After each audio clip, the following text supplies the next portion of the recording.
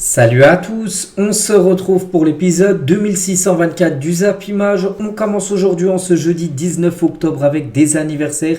Et tout d'abord, c'est la pépite irlandaise Evan Ferguson. Il fête aujourd'hui ses 19 ans, je ne sais pas si vous le connaissez. Très bon joueur les gars. Donc il joue du côté de Brighton en Première Ligue, donc bon anniversaire à lui. Et également tous ces autres joueurs qui fêtent leur anniversaire aujourd'hui en ce 19 octobre. On continue, on va parler résultats. Bon, hier il n'y avait pas d'équipe masculine qui jouait, puis c'était plutôt les filles. Et des matchs importants, des matchs de barrage pour jouer la Ligue des Champions. Et le Paris Saint-Germain jouait, c'est au Parc des Princes contre Manchester United. C'était le match retour. Au match aller, il y avait eu un partout en Angleterre. Le match retour a été gagné par les Parisiennes. 3-1, elles se sont imposées. Et du coup, le Paris Saint-Germain féminin se qualifie pour les phases de poule de la Ligue des Champions. Félicitations à elles. Donc les statistiques de la partie hier qui s'est déroulée, je l'ai dit, au Parc des Princes. Donc le PSG a galéré un peu. Enfin, galéré, c'est bien Manchester qui a eu le plus d'occasions. 10 tirs, 7 tirs cadrés, seulement un but marqué. Il y a eu 6 arrêts de la gardienne parisienne. Donc le PSG efficace, c'est ce qu'on veut de toute façon dans le football. Donc 5 tirs, 4 tirs cadrés, 3 buts. Donc voilà, ça fait la différence sur le tableau d'affichage. Et bien évidemment, c'est la bonne nouvelle pour le PSG qui se qualifie grâce à la victoire de ce soir. Nos Parisiennes disputeront l'édition 2023-2024 de la Champions League. Félicitations à elles. On peut voir cette joueuse Martens qui a inscrit un doublé lors de la rencontre. Donc félicitations à elle, bien sûr, joueuse du match.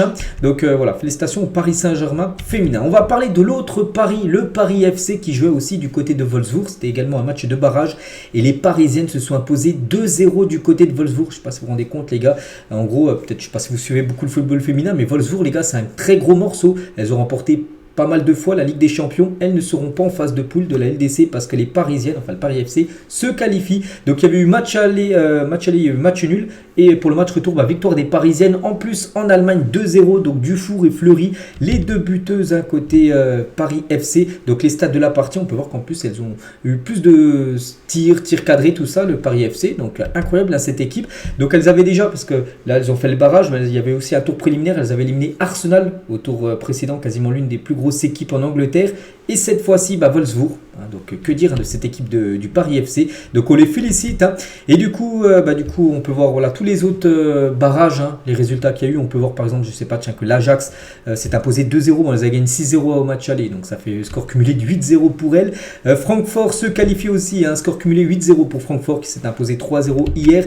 Le Real Madrid, ça passe également pour le Real Madrid qui s'est imposé 3-0 hier. Elles ont gagné 2-1 lors du match aller. Donc voilà, tous les résultats des barrages. Et du coup, on connaît toutes les équipes qualifiées pour les matchs de poule de la LDC. Et du coup, ça fait 3 équipes françaises. Donc Lyon, Lyon, elles étaient déjà qualifiées vu qu'elles ont fini première. Mais voilà, quand tu es deuxième en France, il faut que tu passes les barrages comme le PSG l'a fait. Et du coup, elles se qualifient, les Parisiennes et le Paris FC également. Paris FC, c'est la première fois qu'elles vont disputer la Ligue des Champions. Donc 3 équipes françaises quand même en phase de poule. Je crois que ça va être la France, le pays qui est le plus représenté parmi toutes les équipes qualifiées. Et les chapeaux du tirage. Donc déjà, le tirage, c'est demain à 13h pour savoir les phases de poule. Donc chapeau 1, donc c'est les plus grosses équipes. Donc Lyon, le Barça qui ont gagné le championnat de Liga, Chelsea ou même le Bayern. Donc pour avoir le PSG dans le chapeau 2 et le Paris FC dans le chapeau 4. Donc on parlera bien évidemment de tous les groupes de cette Ligue des Champions féminine demain quand on connaîtra le tirage. On continue, on va parler de Neymar. Donc avant-hier, Neymar a joué un match contre l'Uruguay. Il est sorti sur blessure et j'avais dit hier que ça sentait très grave. On avait pu le voir en béquille. J'ai dit on redoute une rupture des ligaments croisés. Et on connaît maintenant c'est quoi la nature de sa blessure. Donc officiel, Neymar est victime d'une rupture du ligament croisé antérieur et d'une déchirure du ménisque au niveau du genou. Donc voilà, quand on sait tous ces mots-là, on se dit ça sent pas bon. Et oui, ça sent pas bon les gars. Très grave blessure pour Neymar. En gros, moi ce que je retiens, rupture du ligament croisé. Et on sait que cette blessure est terrible pour n'importe quel footballeur. Donc déjà, on lui envoie tous un énorme force et un très bon rétablissement à Neymar. Donc victime de la rupture du ligament croisé. Donc c'est simple, rupture ligament croisé. Beaucoup de joueurs l'ont eu. Minarit l'a eu, il a pris 9 mois à revenir. Martin Terrier l'a eu, il a pris 9 mois à revenir. Il y a plein de joueurs qui ont eu cette blessure rupture ligament croisé. Donc Neymar, ça sera la même chose. Ça sera 9 mois d'indisponibilité pour Neymar. Donc on est au mois d'octobre. Donc en gros, ça veut dire fin de saison pour Neymar. N'oublie pas qu'il y a la Copa América l'été prochain. Il peut potentiellement jouer cette Copa América, mais il n'aura pas joué quasiment de la saison. Donc déjà là avec son club de Al Hilal c'est fini, il ne jouera pas, il va se faire opérer Neymar. N'oubliez pas que Neymar a été transféré quand même par le PSG à Al Hilal hein, pour plus de 90 millions d'euros. Donc voilà, bien sûr hein, ça a été c'est un gros investissement par Al Hilal alors que le joueur va être blessé. Hein, bon après il n'y peut rien bien sûr Neymar, hein, c'est de nouveau une blessure et c'est vrai que ces blessures s'enchaînent. Donc voici toutes les blessures. Donc là bon rupture de ligament croisé, il avait une autre, hein, il y a 130 jours aussi que ça avait immobilisé, opération de la cheville.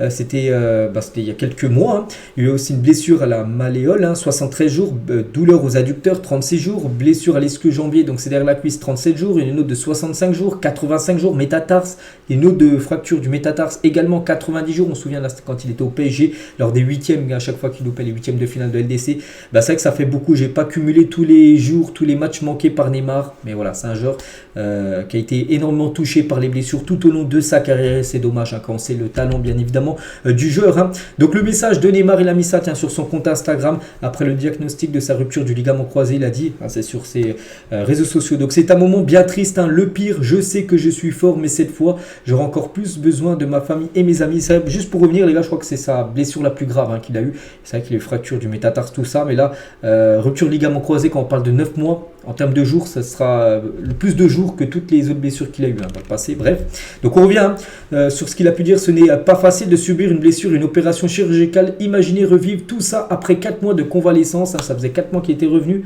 Qu'il s'était déjà fait opérer en plus de la cheville. Et de nouveau, il va repasser sur le billard. Donc voilà, c'est fou. Hein. J'ai la foi, même beaucoup. Hein, je remets ma force entre les mains de Dieu pour qu'il puisse renouveler la mienne. Hein. Merci pour les messages de soutien et d'amour. Voilà, on envoie bien sûr beaucoup de force à Neymar. Et voilà, terrible blessure, hein, ligament croisé. Vous savez que c'est une blessure. Hein. Redoutable, hein, voilà, qui pénalise totalement un joueur. Et Messi, les gars, son grand ami, apporte son soutien à Neymar après sa nouvelle grave blessure.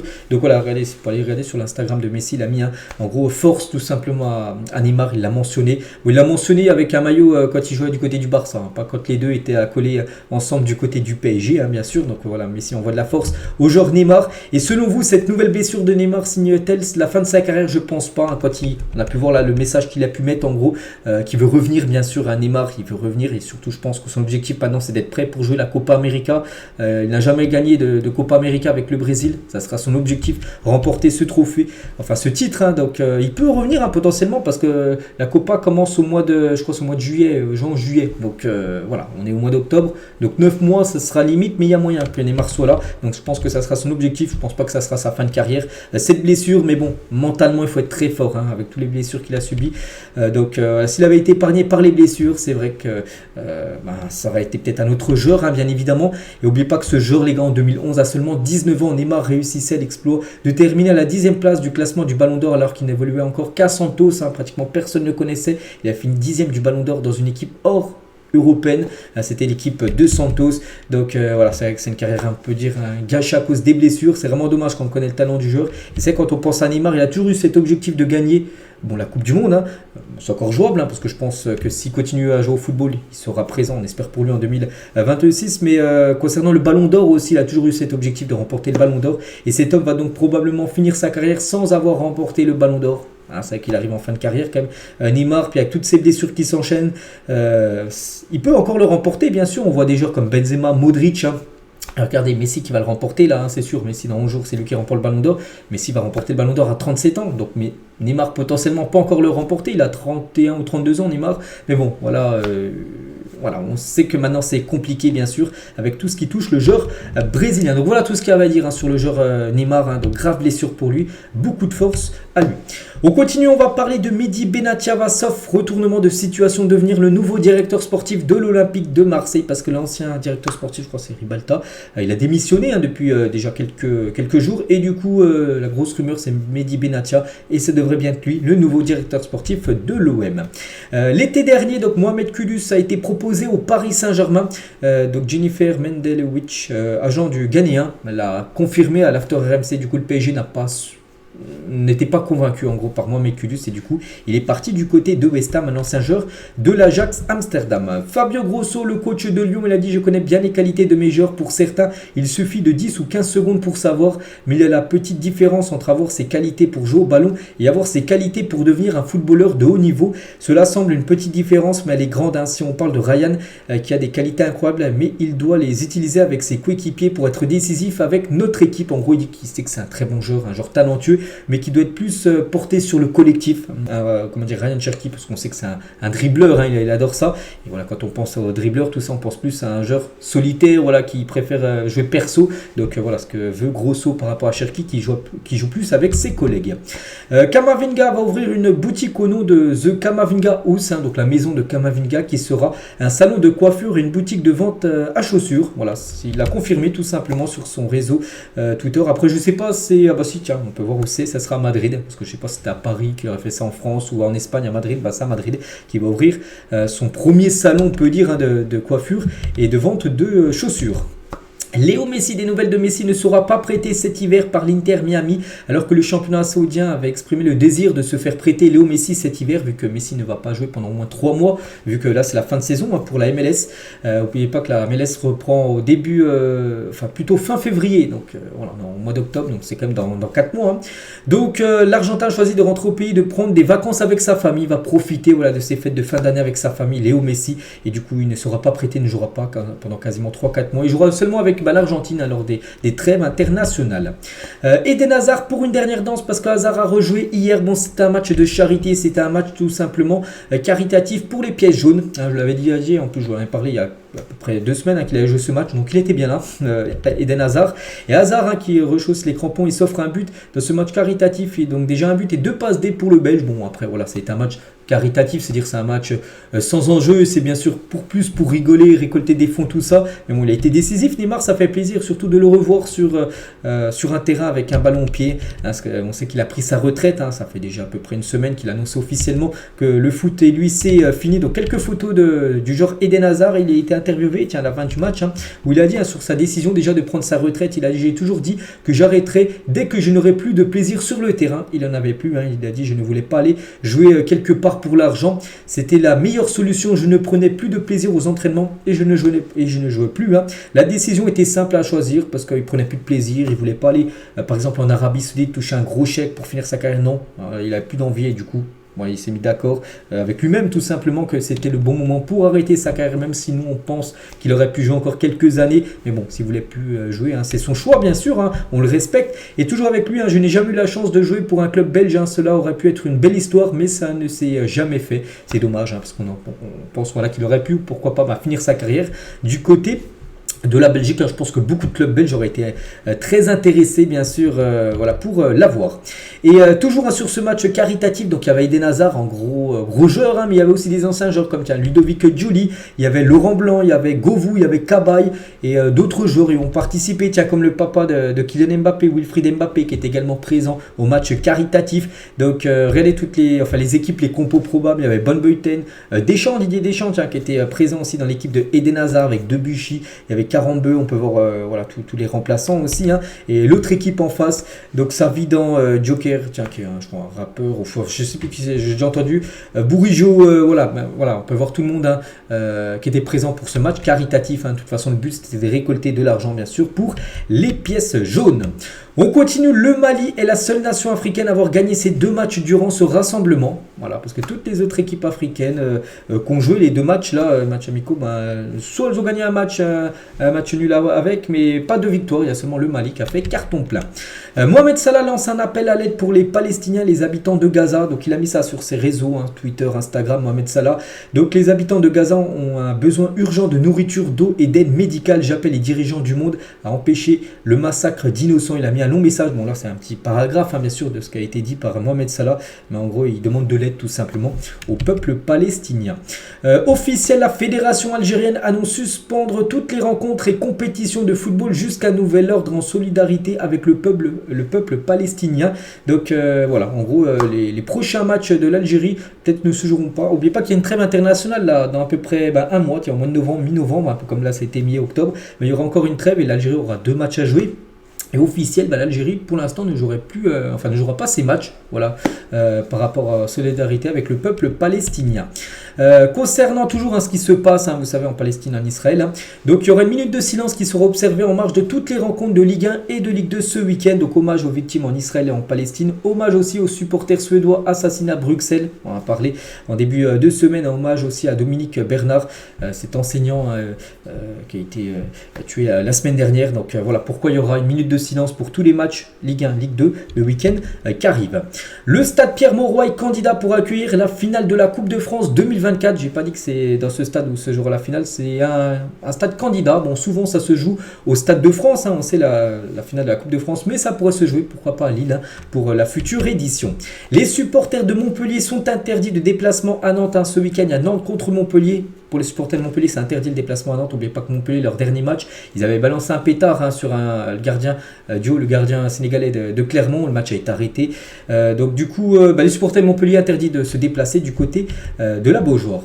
Les bras dans le plat pour Andy Robertson qui sera absent 10 semaines avec Liverpool. On sait qu'il y a pas mal de blessures. On a parlé ça tout à l'heure de Neymar et lui aussi les gars blessés. On peut voir qu'il est dans le plâtre, Robertson, donc il ne peut pas jouer. Le défenseur gauche écossais, c'est pour ça qu'il n'a pas joué contre l'équipe de France avant-hier. Donc on lui souhaite bien sûr un très bon rétablissement. Le fait de marquer son premier but avec le PSG trotte dans la tête d'Ousmane Dembélé jusqu'à devenir un blocage. C'est vrai que Dembélé, pour l'instant, il a joué à peu près une dizaine de matchs avec le PSG. Je crois qu'il a fait une ou deux passes D, je crois que c'est d'être deux. Et 0 but marqué, et c'est toujours ce 0 but marqué alors que c'est un joueur offensif quand même. Donc en gros ça lui fait un blocage d'après le Parisien. Moi je relaye les infos, en gros ça lui fait un blocage. Et plus les matchs vont passer, plus ça va être compliqué. Parce que ça lui fait, quand il marquera son premier but au PSG, ça lui fera tellement de bien. Ça va peut-être le délivrer tout simplement. Ousmane Dembélé du côté de Paris, on espère que ça soit après-demain. Le PSG reçoit Strasbourg après-demain. Ça sera à 17h au Parc des Princes. Voilà. Sergi Roberto a subi une blessure au muscle solaire de la jambe droite et est incertain pour le Classico le 28 octobre prochain. Classico, c'est dans 9 jours maintenant. Ça y est, on est hier c'était 10 jours, 9 parce que ce sera samedi d'après. Après-demain, l'autre samedi. Donc Sergi Roberto devrait être peut-être absent. N'oubliez pas qu'il y a déjà pas mal de blessures du côté du Barça. Et Sergi Roberto s'est blessé à la jambe hier. Touche à l'ischio janvier, encore une blessure. Donc avec le Nigérien Samuel Chukwueze sera forfait pour un mois, comme n'oubliez pas Osimhen, lui aussi, forfait pour un mois. Et la même chose pour Chukwueze, ça c'est un coup dur bien sûr pour son club de l'AC Milan. Antonio Mateu-Laoz est le favori pour devenir le nouveau président de la fédération espagnole. Et du côté du Barça, ça passe pas du tout. Pourquoi? Le Barça craint entre guillemets l'éventuelle candidature de Mateu-Laoz à la présidence de la fédération espagnole. Le club catalan a déjà connu de nombreuses expériences très désagréables sous son arbitrage. C'est que lui il arbitrait souvent les matchs de Liga et souvent par exemple les classicos entre le Barça et le Real Madrid. Et souvent, de temps en temps, les gars, il était contre, on va dire, le Barça. Et le Barça craint que si c'est lui, le président de la Fédé espagnole, ça sonne pas bon en gros pour le FC Barcelone. Simon Kadjer a passé le cap symbolique des 130 sélections avec le Danemark. Et pour fêter ça, tous ses coéquipiers ont posé avec lui et sa famille avec un t-shirt 130 par rapport à 130 matchs avec le Danemark. Vraie légende dans son pays. On se souvient aussi ce qu'il avait fait souvenez-vous du malaise de Christian Eriksen où ça avait été le premier à aller voir Christian Eriksen, à le mettre en mode PLS, à lui retirer la langue pour pas qu'il s'étouffe quand il avait fait un malaise Christian Eriksen. Donc légende totale bien sûr, Simon Kadjer et 130 matchs, c'est quand même énorme. Calvin Phillips pourrait quitter Manchester City cet hiver si sa situation ne s'arrange pas, parce qu'en gros lui c'est un ancien joueur de Leeds, il était arrivé lors du dernier mercato, il y a déjà plus d'un an, l'été 2022, du côté de Manchester City. Le problème c'est qu'il joue jamais. Après le problème c'est qu'il joue milieu de terrain, et voilà, vous savez tous les milieux de terrain qu'il y a de qualité du côté de City, du coup tout le temps sur le banc. Touché par l'affaire aussi des paris illicites, la Juventus et Newcastle lorgnent sur l'anglais. Tottenham serait également sur le coup en cas de départ d'Hojbjerg, donc voilà, il a quelques options pour son futur. Calvin Phillips. Antoine Griezmann lors de sa séquence de 82 matchs d'affilée avec la France. N'oubliez pas qu'il est titulaire avec les Bleus depuis août 2017. Jamais de blessure pour Griezmann, c'est fou qu'on parle tout à l'heure de tous les joueurs blessés. Donc 28 buts, 29 passes D depuis ses 82 matchs d'affilée. Donc il a remporté la Coupe du Monde, il a gagné la Ligue des Nations de l'UEFA et 2 finales de Coupe du Monde. Bon, ça a perdu bien sûr contre l'Argentine il y a quelques mois. Donc c'est quand même immense, incroyable ce que réalise Antoine Griezmann avec les Bleus. Reece James a fait son retour aujourd'hui à l'entraînement avec Chelsea. Ça c'est une bonne nouvelle pour Chelsea. Il était blessé, ça fait je crois au moins un mois et demi. Et du coup, il est revenu à l'entraînement aujourd'hui. Donc, il devrait être apte ce week-end pour le prochain match des Blues.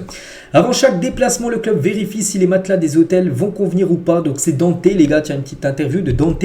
Donc, Dante, 40 ans aujourd'hui, parle de l'importance du sommeil, notamment de la qualité de la literie au travers des anecdotes pour le moins originales. Donc, si je peux donner un conseil, c'est d'investir dans son matelas et son oreiller pour dormir.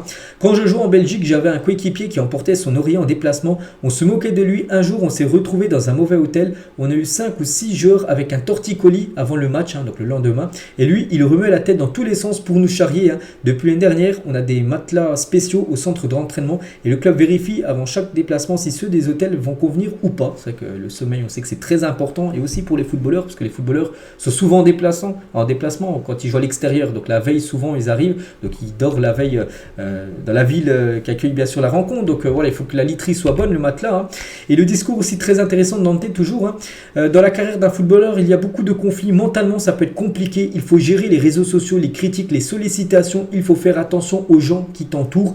Beaucoup de joueurs ont tendance à avoir autour d'eux des gens qui leur font tapis rouge. Ils kiffent ces trucs, vivent une vie de roi. Moi, je n'aime pas. Soit les gens autour de moi restent simples, soit ils ne vont pas être avec moi. Voilà, il n'aime pas des fausses personnes autour de lui, bien sûr, qui grattent peut-être sa notoriété, son argent, tout ça. Non, il veut vraiment des gens simples autour de l'entourage tout simplement de Dante, très grand joueur, il a quand même 40 ans, toujours footballeur du côté de Nice.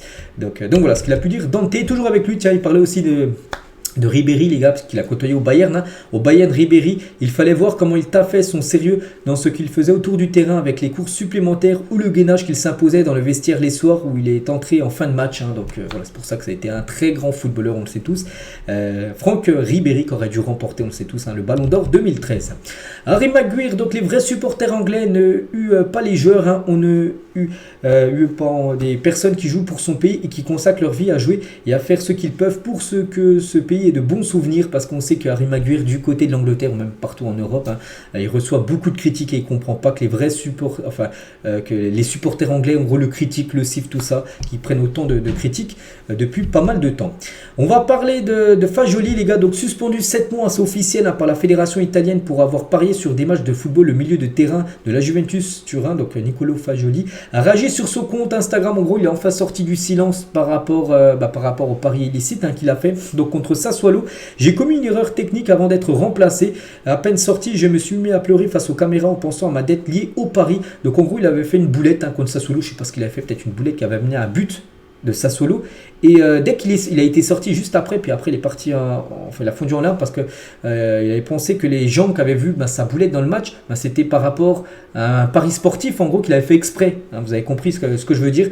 Donc voilà, alors que c'était pas vrai, bien sûr. Toujours avec lui les gars, donc il y a des paris sur les fautes et les avertissements. On me l'a proposé mais je n'ai pas accepté parce que c'était contraire à mon éthique. En gros, il y a des personnes qui disaient vas-y, il faut que tu prennes un carton rouge sur ce match-là, peut-être pas un rouge mais un jaune. Voilà, parce qu'on va miser une grosse somme d'argent que tu prennes un jaune. Et en gros, lui, il n'aimait pas trop faire ça. C'est Sandro Tonali, il balance. Sandro Tonali qui m'a proposé de jouer sur le site illégal Isbet. Les dettes me stressaient par la suite. J'ai d'abord parié sur le tennis, puis sur le football, mais je n'ai jamais parié sur Cremonense, son ancien club, et la Juventus, son club actuel. En gros, il a parié sur des autres matchs, mais jamais sur les matchs où il jouait lui. Bon, après, c'est ce qu'il dit. Et toujours avec lui, donc j'avais une dette tellement élevée que quand je pariais, je n'encaissais plus rien parce qu'il avait tellement d'argent à rembourser. On me disait, on va te casser les jambes si tu ne rembourses pas que ce que tu nous dois. L'argent que je gagnais servait uniquement à rembourser petit à petit ce que je devais à ces plateformes, tout simplement. Le joueur s'est également fait avancer 46 000 € par des anciens coéquipiers de la Juventus. Il demandait en gros de l'argent à ses anciens collègues qu'il ait remboursé tout ça. Puis en gros, il s'est endetté. Donc il est passé de 250 000 € en septembre 2022, donc il y a un an. La dette de Fagioli est montée à 3 millions d'euros ces derniers mois parce qu'il misait, il perdait et du coup à chaque fois il essaie de remiser plus pour regagner ce qu'il avait perdu. Puis à chaque fois ça s'empire. Puis maintenant il doit plus de 3 millions d'euros à j'en sais rien, des personnes, tout ça, des plateformes. Et voilà, actuellement c'est pour ça qu'il est suspendu 7 mois de toute activité avec le football Fagioli.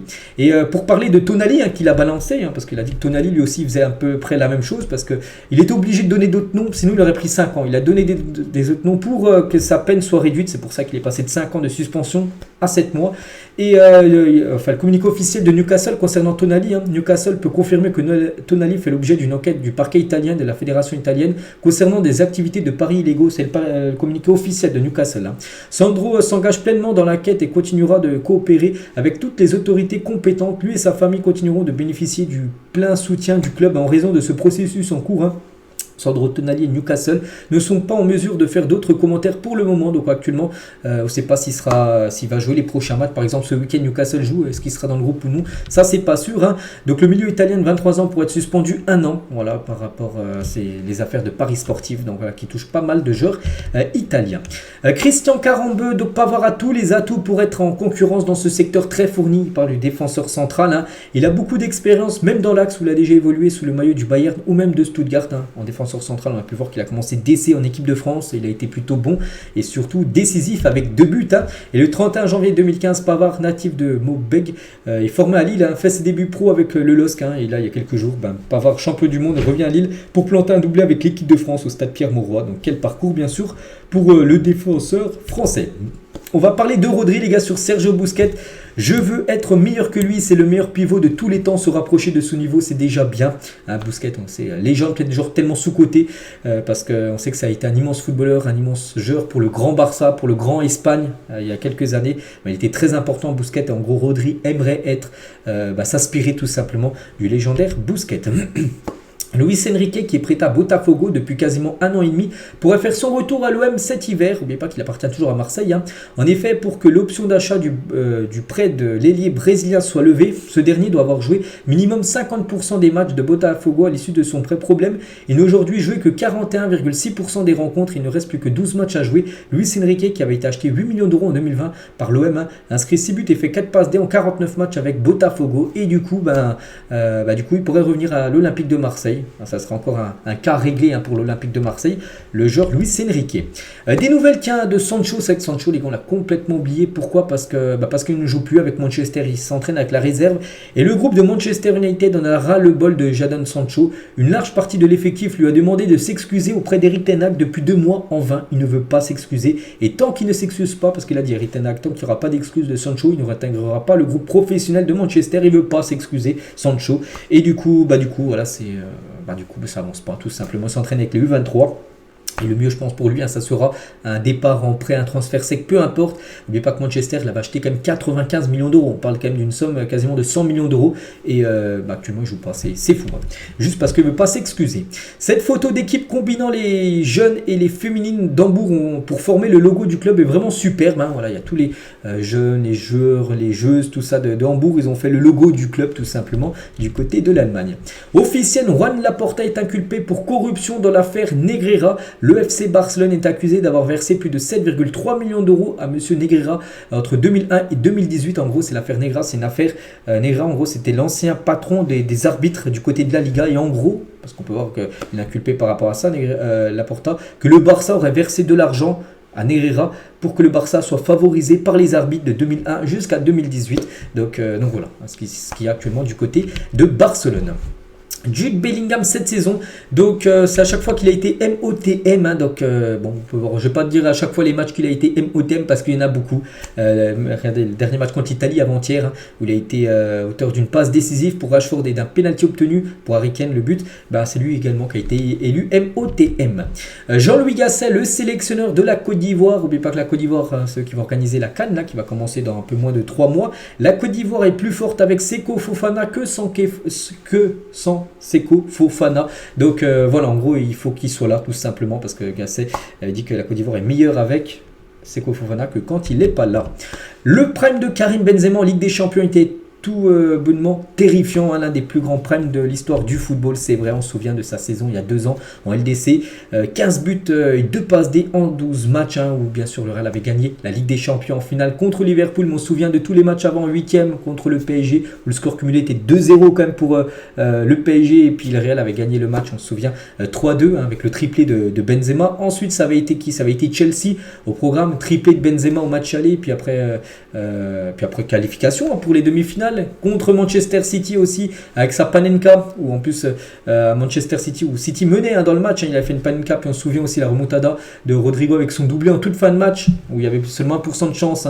Et Benzema a été très important, où il n'avait pas marqué en finale de Ligue des Champions, mais voilà, cette année avait été magnifique, et c'est pour ça tout simplement qu'il avait remporté très logiquement le Ballon d'Or. Et toujours avec Karim Benzema, parce qu'on parle beaucoup de lui là, je sais pas si vous avez vu un peu sur les réseaux sociaux tout ça, donc ciblé par Gérard Darmanin qui l'accuse d'entretenir des liens avec les frères musulmans. Karim Benzema a annoncé par le biais de son avocat envisager de porter plainte contre le ministre de l'Intérieur. On l'a appris les gars hier là. Moi je vous relaye les infos. Donc Darmanin, les gars, c'est le ministre de l'Intérieur. En gros, il accuse Karim Benzema de pas mal de choses. Et en gros, l'avocat de Karim Benzema annonce qu'il va bien porter plainte. Benzema hésitait, il réfléchissait à porter plainte et il va bien porter plainte.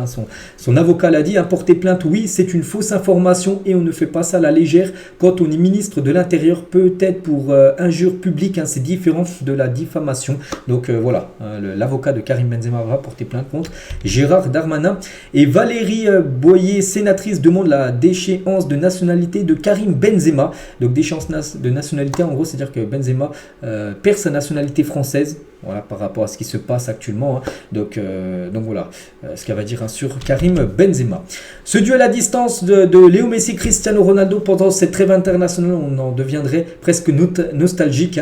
Parce que Léo Messi, les gars, 2 matchs et 2 buts avec l'Argentine. Et Cristiano Ronaldo, 2 matchs et 4 buts inscrits. C'est que les deux GOAT sont encore présents comme dans le football à marquer des buts alors qu'ils sont quand même âgés. Ronaldo a quand même 38 et Messi a 37 ans. Bien sûr, il commence à prendre de l'âge. Enfin, dans le football, ça commence à faire vieux, on peut dire.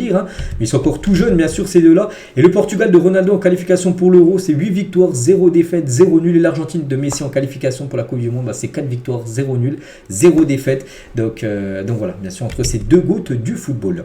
Et Ronaldo, on peut voir qu'actuellement, il est deuxième meilleur buteur des éliminatoires de l'Euro. Il y a seulement Lukaku qui a marqué plus de buts, 10 buts pour Lukaku, 9 pour Ronaldo. Après, on peut voir Harry Kane qui en a marqué 7, McTominay qui en a mis 6, et bien sûr un certain Mbappé ou même Haaland qu'on a inscrit également 6. Et du côté des éliminatoires de la CAN, c'est bien Victor Osimhen qui a fini meilleur buteur des éliminatoires de la CAN avec 10 buts inscrits en 6 matchs pour l'attaquant nigérian qui est actuellement blessé. On lui souhaite bien sûr un bon rétablissement. Et on finit les gars cet épisode aujourd'hui avec 3 questions. La première, c'est des questions par rapport à l'équipe de France. Théo Hernandez est-il le meilleur latéral gauche du monde à l'heure actuelle? Enfin, l'équipe de France, c'est parce que c'est un joueur français. Donc je pense que oui, je ne vois pas d'autres défenseurs gauche actuellement au monde meilleur que Théo Hernandez. Si vous en voyez un, n'hésitez pas à le mettre en commentaire. Je pense que c'est le meilleur actuellement. Toujours avec une question, la deuxième. Donc, si vous étiez Thierry Henry, quels seraient les 3 joueurs de l'équipe de France A que vous sélectionnerez pour les Jeux Olympiques? Parce qu'oubliez pas que les JO, c'est que des joueurs de moins de 23 ans. Il y aura seulement 3 joueurs de plus de 23 ans qui pourraient disputer ces Jeux Olympiques. Pour chaque nation, c'est pareil. Donc, moi, je pense déjà Mbappé. Mbappé, il veut jouer à ces JO. Donc, je partirai sur Mbappé. Je partirai également sur Antoine Griezmann. Je pense qu'il le mérite. Et après, il faut en prendre un autre. J'en sais rien. Peut-être un défenseur. Parce que là, c'est 2 joueurs offensifs. J'en sais rien. Après, on dira un troisième. Allez... je sais pas, j'en ai pas en tête, mais voilà. Je dirais au moins Griezmann et Kylian Mbappé. Et on finit les gars avec une question, c'est la dernière. Donc si par exemple ce soir, il y avait un match entre l'équipe de France A et l'équipe de France Espoir, ce serait dans un match en jeu, vraiment un match très important. Quel serait le score pour vous? Quelle équipe gagnerait? Est-ce que l'équipe de France A battrait les Espoirs? Mais pas que les Espoirs, c'est très costaud, ils ont une très belle équipe. Donc pour vous, quelle équipe gagnerait par rapport à l'autre? Donc moi je partirais comme sur les A. Pour moi, j'aurais bien l'équipe de France A s'imposer contre les Espoirs si par exemple il y avait un match ce soir. A en jeu, donc voilà mon niveau score. Après je sais pas bien sûr, mais je partirais sur la victoire de la sélection A. Donc voilà les gars ce qu'elle va dire aujourd'hui. J'espère que ça vous a plu. On se retrouve demain bien évidemment pour le prochain numéro. Je vous souhaite une bonne journée, un bon jeudi. Tout à l'heure il y a l'After Zap Image et demain pour le prochain numéro. À demain.